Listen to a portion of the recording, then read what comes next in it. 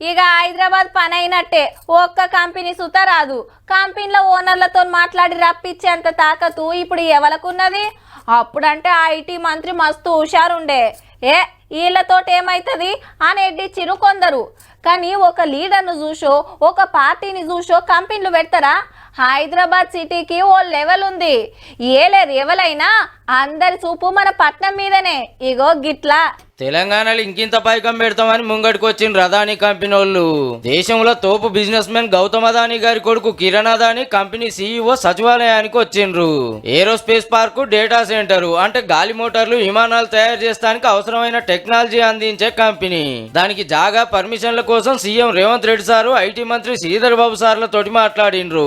అట్లనే అమర్ రాజా బ్యాటరీల company owner Galla Jayadev sir సుతో వచ్చిండు. మహబూబ్ నగర్ జిల్లాలో కంపెనీ పెట్టడానికి మున్పే శంకుబండ పడితే కర్మ పర్మిషన్ల కోసం వచ్చిండ్రట.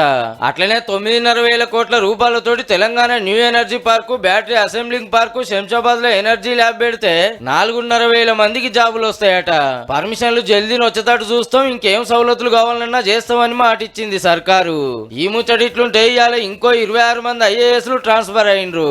ఇన్నేళ్లు సీఎంఓ ఆఫీసులో ఉన్న స్మితా సబర్వాల్ మేడాన్ని ఫైనాన్స్ కమిషన్ కు పంపింది కొత్త గవర్నమెంట్. ప్రాజెక్టుల శాఖకు మారిండు రాహుల్ బొజ్జా సారు. అట్లనే 5 జిల్లాలకు కొత్త కలెక్టర్లు వచ్చిండ్రు.